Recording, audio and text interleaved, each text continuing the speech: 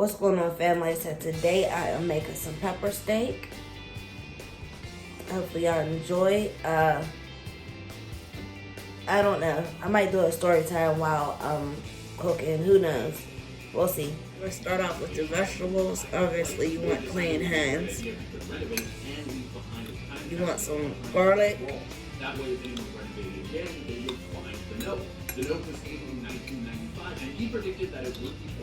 And when you see how much meat I have, you'll see why I'm using as much garlic as I am. And garlic is actually very healthy for you, so. But obviously, if you don't eat garlic, you don't need it. You want some onions. I had a little pre-cut, that's why I'm putting them in there. Okay, you need some peppers, onions, because again, we're making pepper steak. 2 different cutting boards, 2 sharp knives. I'll explain why in a second. But first, I'm going to chop up my peppers. Obviously, I'm a big fan of wearing some gloves. Okay? So, I'm going to use a smaller knife to cut the vegetables. But I obviously cleaned off the bell peppers. I'm using big onions because I'm making a lot. And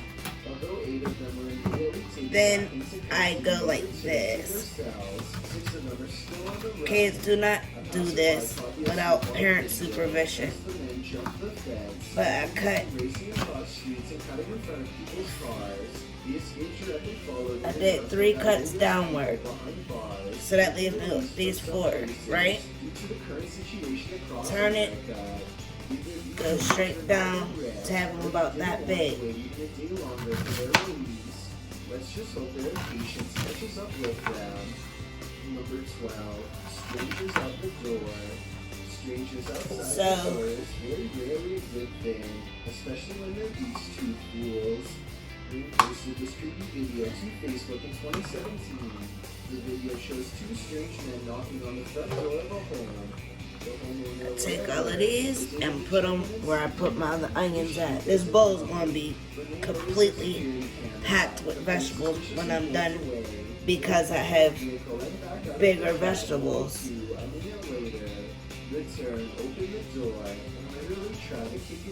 Same thing with this side.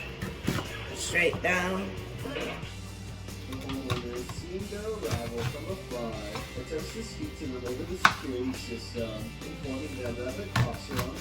This one I'm going to do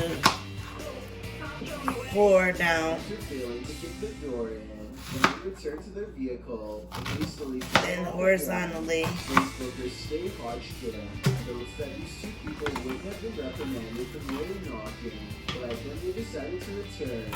Okay. I'm going to cut the second one after I'm done showing you the bell pepper. So now the bell pepper. Go down. Down. I try to leave these in. They're a little bitter. Now that's the perfect example of a neighborhood watch. Number 11, watcher. 30-year-old Alexa was returning to her bronze home in University Heights. They don't have to be perfect. Okay? They don't have to be perfect. They're only going in there for flavor and Alexa said she was returning home by Uber at 3:50 a.m. Make sure you clean your peppers really well. That's what I did. As I always do. She wasn't. Amanda followed her through the courtyard outside and quickened his pace to enter the lobby right behind her. Now see if I accidentally leave a little bit in there. See? Pop right out. Outside the front door, waiting in the first entryway, she decided to double check the door locked behind her. She turned to the door to shut and lock it and noticed Just like that. Ensuring the door didn't close after she entered. She knows that the man likely intended to Keep your fingers out of the way, obviously. which is why he didn't enter the lobby all the way, or he was waiting for her to head toward her apartment so he could run after her and force his way in. Don't worry, he didn't have a chance. Alexa shut the door. One last piece. Out of the way to do so. Unfortunately, the suspect had a scarf wrapped around his face to ensure he wouldn't be identified by security cameras. She knows that drivers should always wait until their passengers reach their front doors safely. In her case, the Uber driver left when she got out of the vehicle. Alexa also remarks that I'm just taking off these little brown pieces. It honestly isn't going to hurt anyone, but these stories should always be listened to and heard. And above all, as Alexa did, always trust your gut. so basically this is what it's going to look like when you're done. Most of us want new gadgets. I'm coming back as soon as I'm done with the rest. When you're done with your vegetables, as I am, see, you still got the garlic under there. It's just hard to see right now. You want to sit these to the side. You also can get rid of the vegetable cutting board.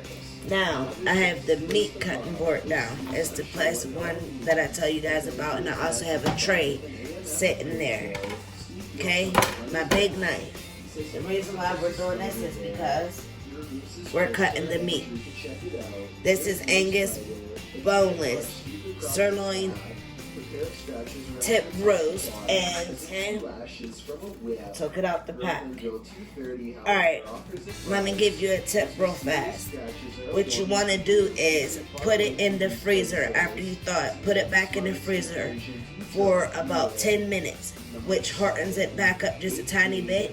It makes it so much easier to cut.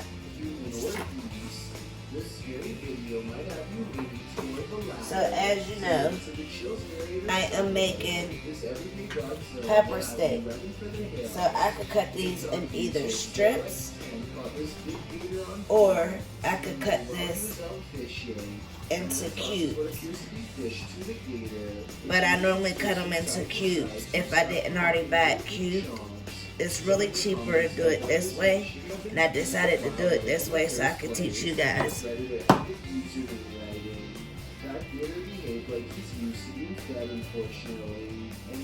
Okay, I cut the fat off. So now, cut it like this, go downward first. And depending on how thick it is. Now, this isn't laying flat, but being as thick as it is, I could cut it this way, or I could just make the cubes like that. I wish I could ask y'all right now what size y'all would do it. As a matter of fact, leave me a comment down below and tell me if you ever make this, if you are going to make it, and if you did make it, how did you like it? If you followed my recipe. But for everything that I cut, I'm going to put onto this tray. It's a nice clean cookie sheet sitting off to the side. Alright, so I believe I'm going to go down first. See? And then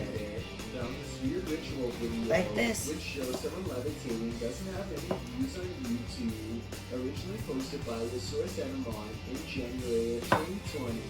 See, like this. It shows a gathering of men circled around.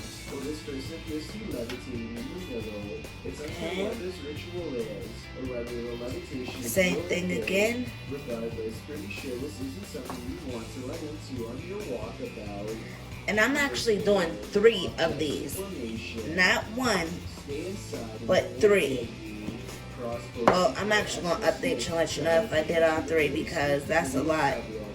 I didn't realize they were this big. Explanation was caught on film at 9:30 p.m. in Northern Ontario in August. Filmed by See, it's a Striking nice Price piece, Second. right? The clip shows a set of few lifeless I figured since I'm recording and I'm cutting the meat and I really don't have anybody in here helping me, I can give y'all a story time that I actually recorded already, but I'm going to re-record it. Number 1. Neighborhood in So the story time is going to be about when I saved this guy's life. Doorbell security system.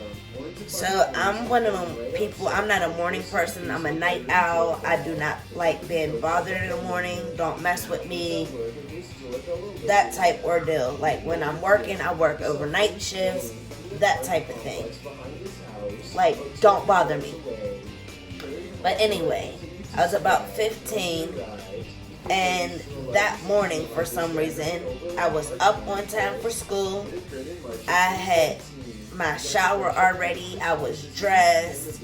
I always ironed my clothes at night, so I didn't have to worry about that. But I was dressed. I was ready to go. I didn't wear makeup. I only lined my eyes with eyeliner when I was that age. But anyway, so I was dressed. I was ready to go, which was extremely odd, as I said. And I start heading toward the door. Thanks for checking out this video. Be sure to I forgot my key, ran back in to get my key, and then I went back to the door. I opened the door. There's this man laying down there, literally in my doorway. And when I open the door, he reaches up for me and is like, help me, help me. I look down, there's blood everywhere. And you could see a trail of blood literally from the sidewalk or the street all the way up to my porch, to my doorway. So, I don't know what the hell, because you think you know what you do in that situation, but you really don't know until you're in it. I ran straight back in the house and I got my phone. So at the time there wasn't no cell phones, but I'm not, also don't judge me. There was cell phones, but that's another story. But anyway,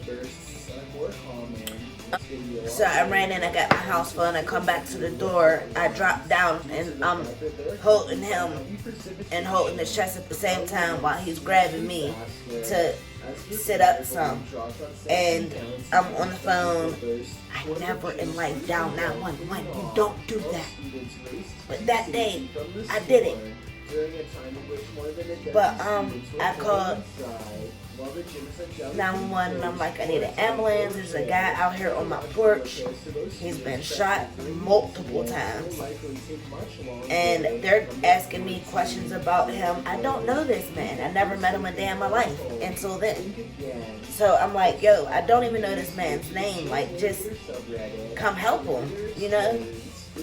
So they came and again, they're continue to ask me questions. I didn't even hear the gunshots, and come to find out, it happened right before I walked out my door. Literally right before. So it was weird to me that I didn't hear it. Like, I didn't hear it. But anyway, as I said, they're asking questions, and they asked him his name, and he told me his name, and he kept saying, you're my angel, you're my angel. And in my head, I'm like, I ain't nobody's angel. I'm far from an angel. Like, far from an angel. How I was just coming out of lockup then. But, so like I said, get the ambulance or loading them up. I found his name out, whatever. Kept saying I was his angel, that whole ordeal. And that entire day, I don't think I told anybody. Like, nobody. And I don't talk about this, honestly. I really don't. But I wondered about that man all day. I was in school. I didn't focus on shit because I was worried about him that whole day. Oh, and after I got him the ambulance and stuff, like I had to go back in the house, pick out something completely different to wear. I had to re-shower. I had to clean up that blood before I left. And I was just waiting for my adopted mom to be like, why are you still here? Like, I was waiting for that, because I would have went off. But anyway, so like I said, I was in school. I didn't tell nobody. I didn't tell not one person. I was worried about him that whole day. And for months, I really wondered, like, if he lived, if it was okay. Like, that whole ordeal. But summertime came around, I'm on the porch doing somebody's hair, and I don't know if some of my subscribers that personally know me know that I was the braider of East Liberty, but I was braiding someone's hair, and I look up and this guy, and I always noticed the people's hair first. He had braids. He had the part and the braids coming down to the side. That's what I noticed first, and I knew it was him from that. But, give me the trash, please. But, then I looked down, he got a cast on his arm, and he's walking like, obviously like somebody that's hurt. He walked straight up to me. Basically, when I noticed him, I ran off the porch. And when he noticed me, he walked straight up to me. And he said that he came past that way several times looking for me. But he didn't want to ring the doorbell. But I gave him a hug. I'm like, oh my God, like, how are you doing? Like, he's telling me how he had to do physical rehab or whatever. He actually died a couple times. They bring him back. And, so basically, he lived, and for some reason he feel like it was me, and I don't look at it like that. I honestly feel like saving a person sounds a little too much, but in the same sense, I guess it is what it is type ordeal. But yeah, he thanked me over and over again. He was telling me about his home life and all of that, and how he wanted to see me for a while. He tried to come past, like I said, and then before he walked away, he was trying to hand me money. I'm like, I'm not taking no money from you. He was talking about how if it weren't anyone else, they wouldn't have done what I did. Basically, people would ignore you and just walk past you, which is very, very true. People could see something bad happening to you and literally will ignore you, just walk right past, or film it. Nowadays, they film it. And I think that is so horrible. But I got to see him again. And if you ever come across this video, I'm not going to say his name because I know he remembers my face. But if you ever come across this video, please get in contact with me, because I would really, really, really love to see how you doing now. I have never ever forgot. I've seen some horrible stuff in my life, but like, to actually be a part of being on the good side of it is what makes a difference. So that's my story about that. I told y'all I would give y'all a story time while I'm making this pepper steak. So when I'm done cutting the meat, which I'm actually almost done, when I'm done, I will be back. So how about this? I almost forgot. You also need some mushrooms. Since I forgot about it, I got canned mushrooms. I squeeze them out and put it with the vegetables. Also, I'm going to show you the meat since it's on. Here goes our pan of meat. I am about to show you guys how I season it and all of that. So I'm setting up now for that. Alright, y'all, you're about to see how you're supposed to season the meat. I pour a little oil on top, just a little, because I'm at my seasonings. We got some onion powder. Again, it's powder. And my hands are clean, obviously. I have gloves on. You got some garlic powder. I'm going to show you how I season my rice water. My son just did it, but I'm going to show you what goes in it. You want to also use some meat tenderizer, as I said. This one is seasoned. Damn, I forgot I be having a knock it around. For some reason it sticks together. But anyway, this one is seasoned, so that means there is some sort of salt in here. So be careful to not over season. You don't want your shit to be salty. Even though this is there's going to be so much gravy and stuff, so it's not as if it would overpower. You want some pepper.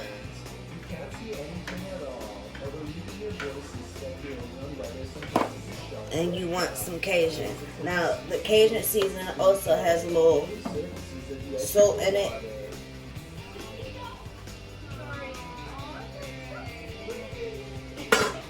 Look how nice and seasoned that meat is.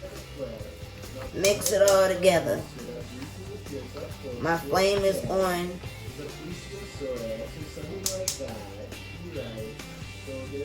My flame is on for heating up for me to drop the meat in. If you want to get a little crust on it and you're making your own gravy, don't do the entire thing of meat in at one time. But since I'm trying to do the quick version, I bought packets of gravy. So this is nicely mixed. And if you noticed, there's not a lot of the seasoning the way it looks. But my pot is on 4. And I'm not making my own gravy, as I said, so I don't need to drop it in piece by piece. Or should I say section by section. If I was doing that, I would have to literally put like this much in, brown it, and do it again. But I'm not doing that. My son is going to move the camera for it. That way you can see me drop the meat in. Alright, so now we have the meat in the heated up pot. You hear that nice sizzle? I'm dropping all the meat in. I'm not doing section by section. And this is a lot of meat to put in at once. I will be pulling out my I think it's a 5-gallon pot. I will be pulling that out. And this is a Dutch oven type of pot. Like if I needed to cover it and put it in the oven, I'm able to do that. But right now, get you a wooden spoon. You stir the meat around and then let it sit for a minute to cook. You could also do this ahead of time by seasoning it and leaving it sit for a second. You could do that. But I didn't have time. So this is what it is. But he's about to let the meat sit, and then we'll show you the next step. Alright, this is my water for my rice. It's seasoned with a little bit of chili powder. I'm putting in some beef cubes right now. But it got chili powder, paprika, pepper, garlic, salt, onion flakes. But understand me when I say this is instant rice, okay? So you need to measure it out. It's 1-to-1. So if you do 1 cup, you put 1 cup of rice in. But the cube got a boil for a second before we could put the rice in. So you cover it up, you let it come to a massive boil. I normally have some I forgot parsley at the store. I normally have parsley to put in there. But like I said, I got beef cubes in there. I put a little Cajun in there, right? Some onion flakes, garlic powder. Yeah.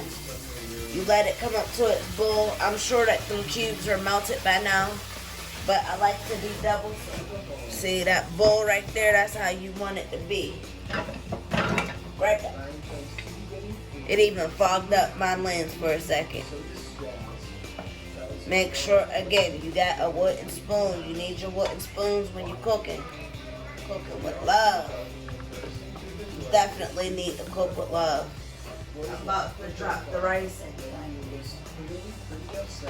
Alright, I used 4 of these. So, my first one going in. Second.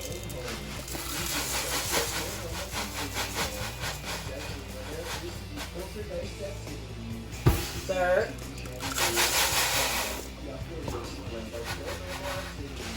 And now we have 4.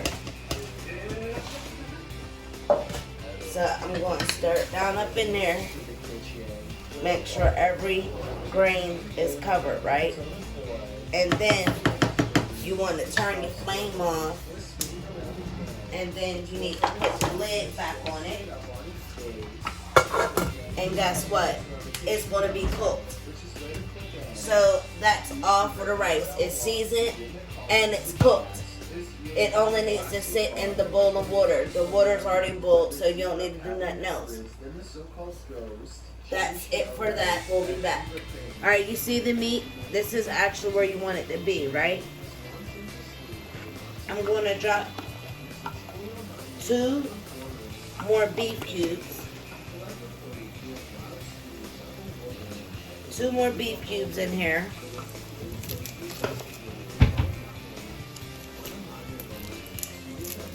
Wow, there's still a little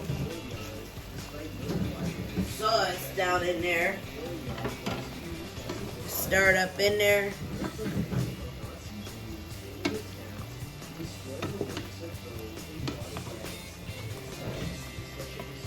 You let that cook down some more.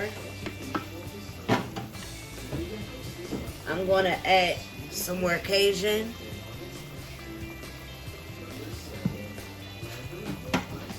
And stir that down in there. I make it spicy. Do y'all like it spicy, JJ?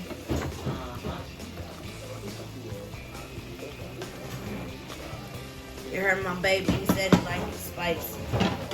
Once that cooks down some, then all of this goes in it. Don't forget, this is onions, this is bell pepper, you got your mushrooms, and you got garlic hitting over here. It's hitting over here. I'll be showing y'all, I'm explaining mushrooms. Remember I said I found some canned ones? Alright, so what I did was, I took the can and I squeezed the mushrooms in that, and then I took it and squeezed it in my hands, and then put it on top. Y'all, this is where it starts going fast. You ready? See how it boiled down, right? Now you drop all your vegetables in. Not all over the place like me. But you see how full my pot is now? So I'm definitely going to have to rotate my pots. So now you want to stir this all in there.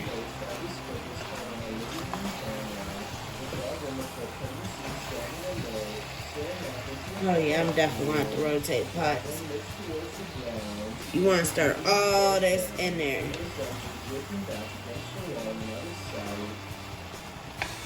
And you want to start getting your gravy ready.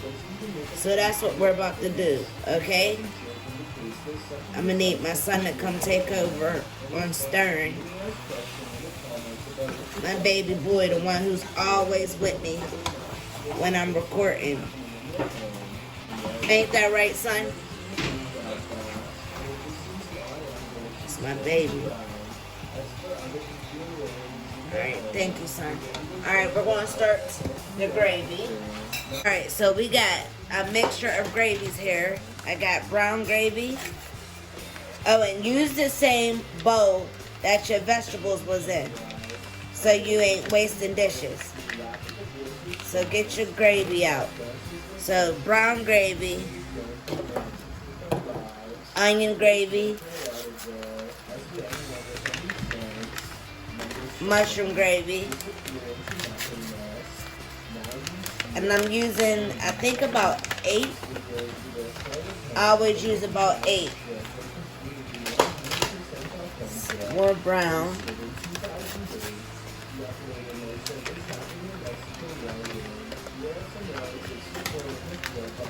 Onion and mushroom. I make a paste first, and then I make it gravy inside the pot. I got another onion and brown. Thank you. My son knows how I get like irritated by having all this mess everywhere.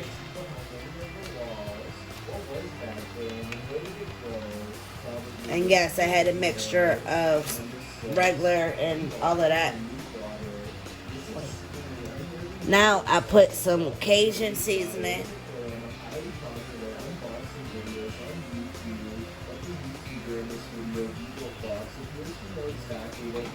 You're about to see my paste.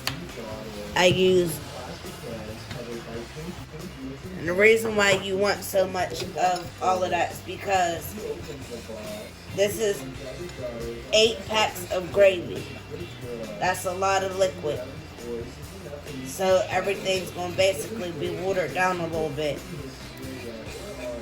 So, no, I'm good.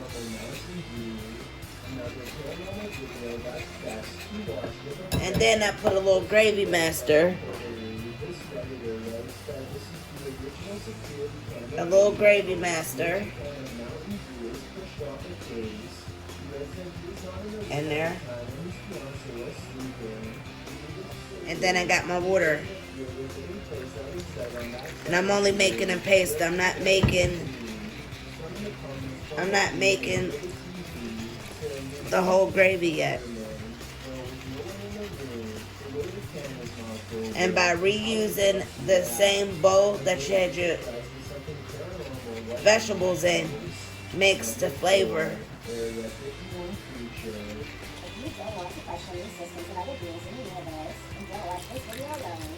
Okay. And this also helps you not have lumps inside of your gravy. Now don't forget, we got onion and mushroom gravy in here, so there's going to be that, but it's not going to be lumps.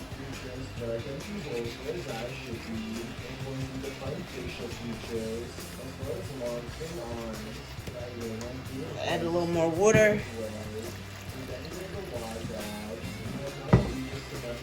And I do everything by eye. I do not measure. Y'all see the mushrooms and the onions? Alright, now I got my paste. Alright, the paste you just made, you want to pour it directly over the meat. Sorry that you can't see. My son is scooping what's in there into the pot, but I need him to leave some in there for the rest of my paste.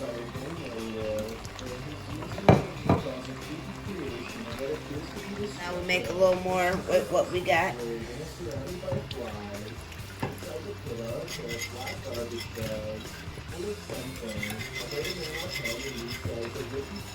Alright, we make a little more with what we got. So you add a little more water.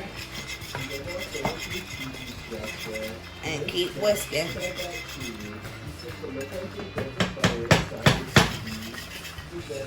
And I'm only doing this just to get what's on the walls.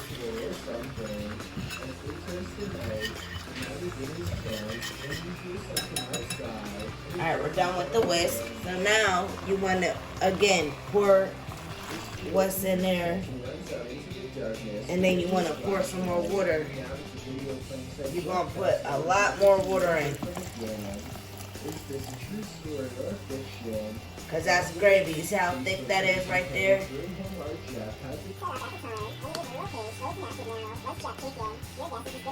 So you're going to put some more water. You're going to keep going with the water. We're going to let that cook down some and see. We're going to see how far that takes us. We might need to add more water and change the pot, which I'm actually positive we're going to have to do that. But as of right now, this is what it looks like. It thickens up.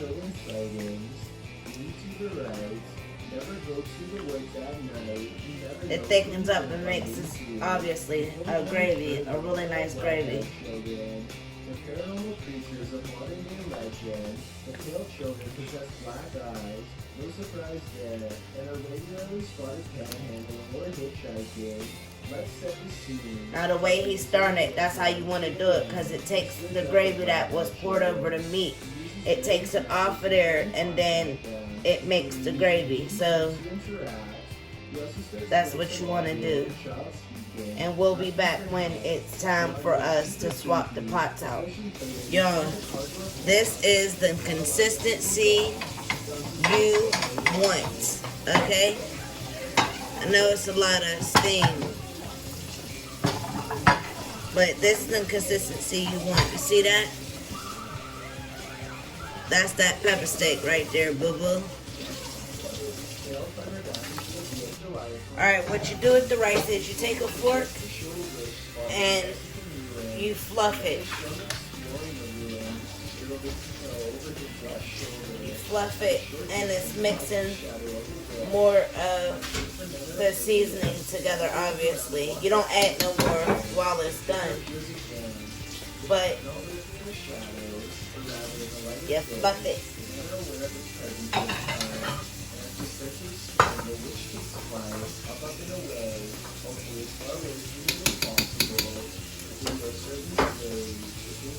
The noise you hear is Jayden running water.